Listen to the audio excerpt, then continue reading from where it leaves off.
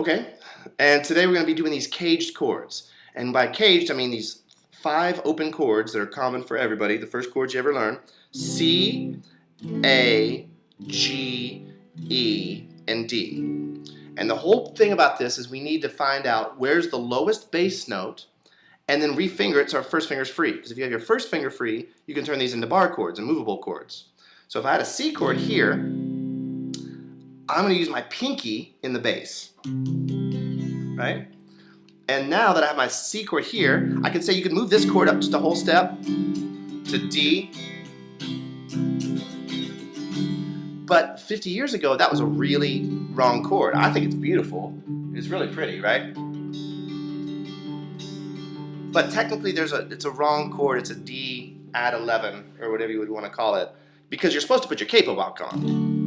And 50 years ago, that was a pretty dissonant chord, but it's been used so common now that everybody likes it, and I think it's real pretty. Remember, ideas of what consonants and dissonants change every 25, 50 years or so. So we're going to put this capo on. So here, the root note is here. On a C chord, the root is on the 5th string. So when I refinger it, it's still there, but now with my pinky. So here, this is a D chord. But on a C chord, remember, you can be a hillbilly.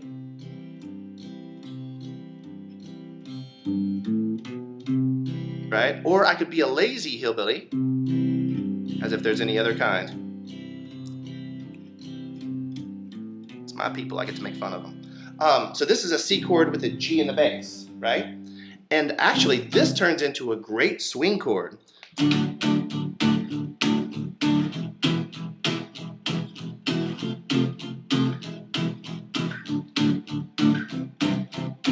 Cool. So this would be moved up here. This is a D, but with an A in the bass. Remember, if there's 3 notes in every chord, root, third, fifth, you could have 3 different inversions.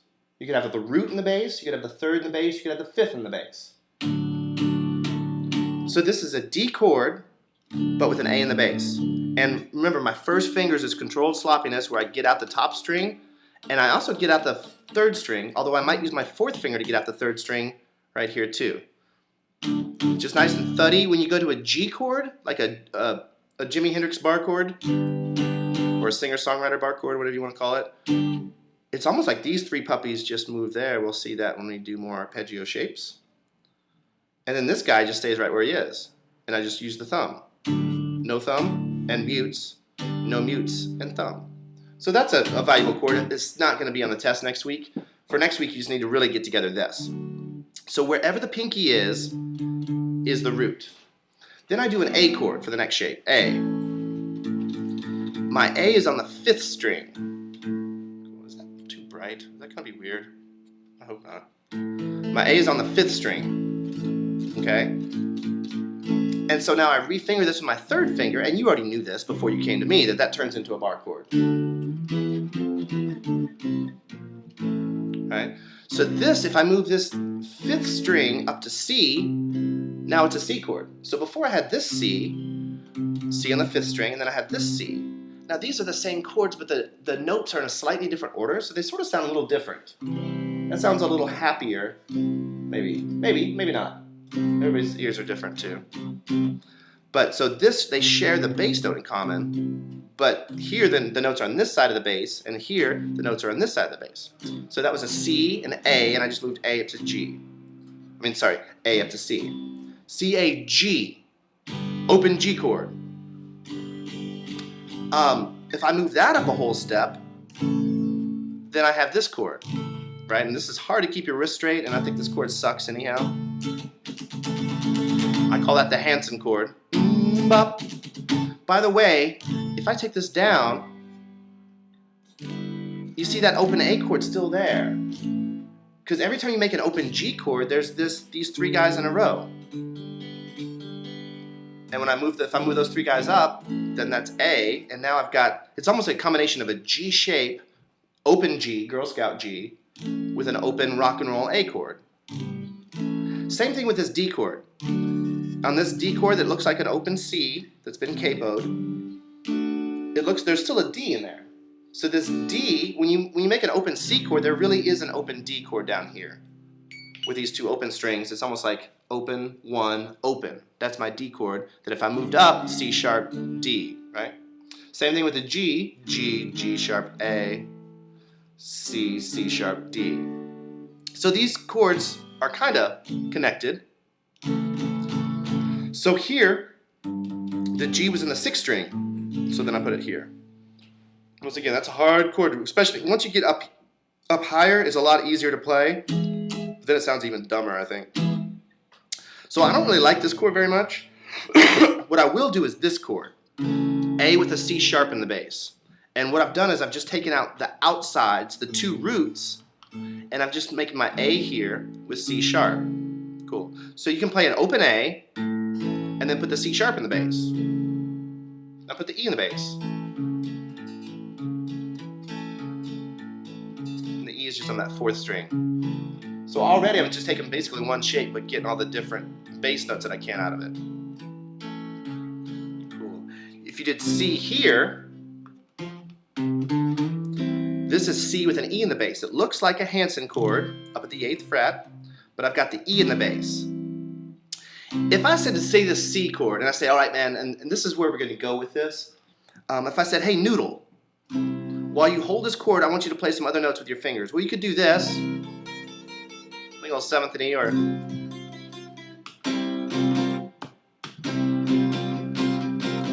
but the other notes, there's not a whole lot of good stuff I can do here, right?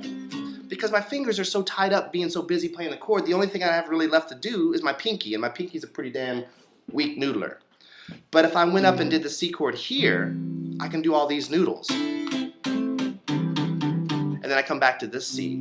So like I said, the chords that are really hard to make, you're going to use them for lead guitar all the time. All the time. And you'll use them for little noodle stuff or little partial chords, but then this chord is really easy to make, but you can't really do anything with it. We'll understand that a little deeper when we get more into the scales, how they correspond to caged. Another thing I said about this was like if you went C to D, and then C to D, and then to G, C, D. It's a little boring because there's no motion. I don't go anywhere with it. I go C, D, and I go C, D, G. But if I did this, C to D, now C with an E in the bass, to D with an F sharp in the bass, and then I can go to G here. Dum, bum, do, do, do. Anytime you can avoid doing the same thing twice, it's going to make it a little more interesting. So even though I'm playing the same chords, and if I were in a band and the bass player played these notes, I would just play C to D, and I'd do it again. Because it's not my job to pay the bass line. But if I'm a singer-songwriter who can't afford to pay a bass player, it's my job to play the bass too.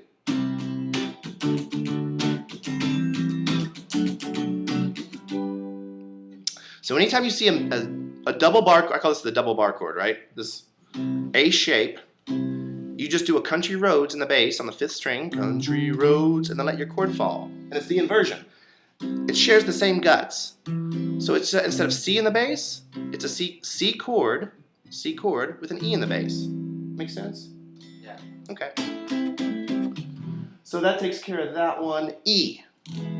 This is super easy. Just refinger this E chord, and this is the first power chord that everybody learns, right? So by the time I get up to the 8th fret, C's there. So these two chords had something in common. They both had these roots right here. Okay.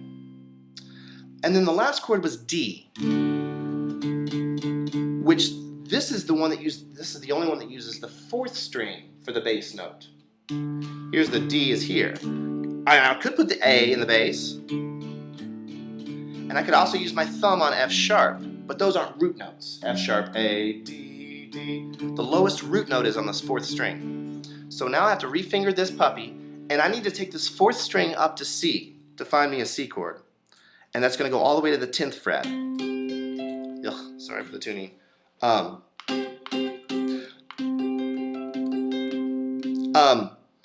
So now I'm just doing a 4-note string, 4-note chord. I've got 10, 12, 13, 12. And it's just like a D chord, it's been moved up.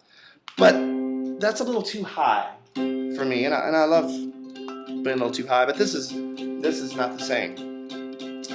I want to use this in the bass. I want to use a bass note. But remember, usually in a D chord, I use my thumb around. But I can't get that bar and get my thumb. Remember, you can't go to Juilliard and be Jimi Hendrix. So what I'm going to do here is instead of using the tippy top note, because I care more about bass lines for this stuff, I'm going to put this in the bass. And here I'm going to go 12 and just screw the 5th string. You don't need it. X, 10, 12, 13. This is a great, great, great chord. And what that is like if I had a C power chord here, do you hear what I hear? Right. I take that up an octave. And now my power chord, remember, because of my octaves, get a little bit bigger here. So this is 10, 12, 13. But a power chord's not really a chord because you're missing the 3rd. Right? So I'll put the 3rd in there.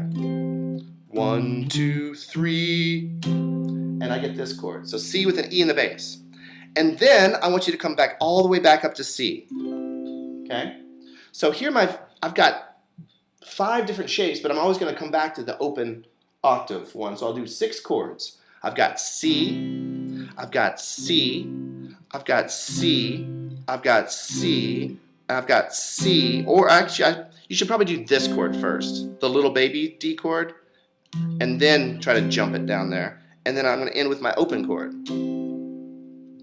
So that's what CAGED does. It's an acronym for C, A, G, E, D, but that's the order that these shapes will go in. You do a C shape, then an A shape, then a G shape, then an E shape, then a D shape.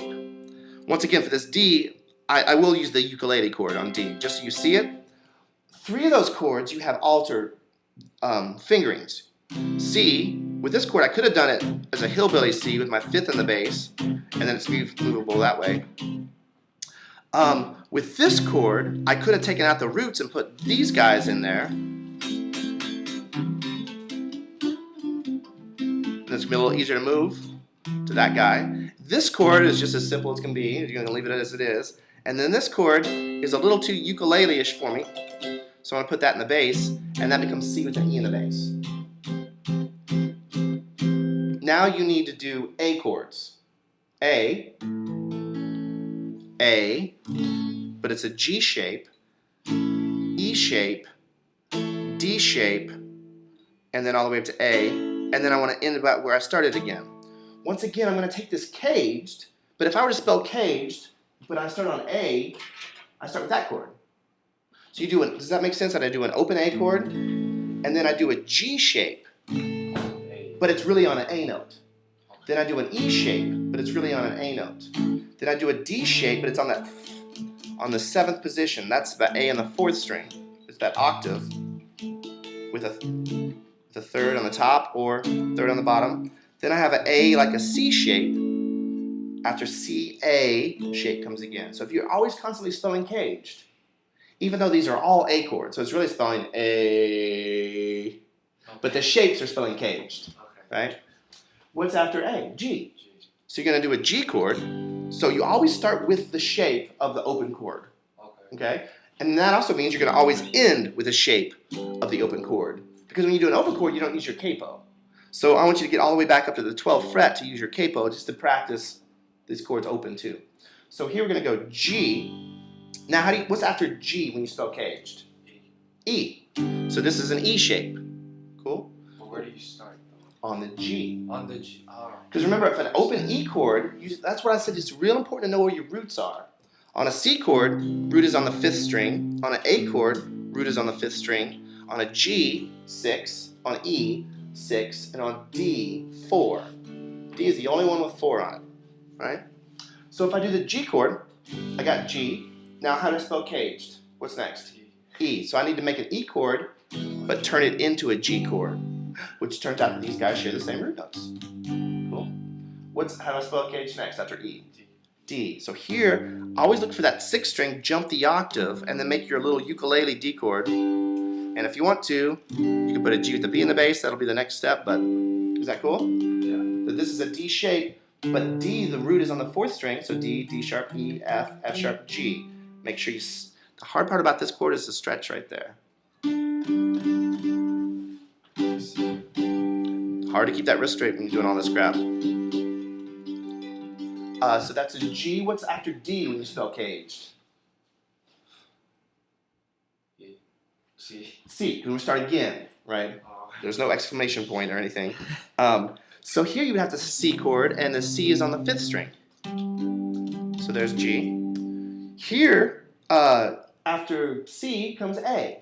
So I do an A chord. A is on the 5th string, so I move this all the way up to 10th position, and that's a G chord now. Yeah, I think we did A already. No?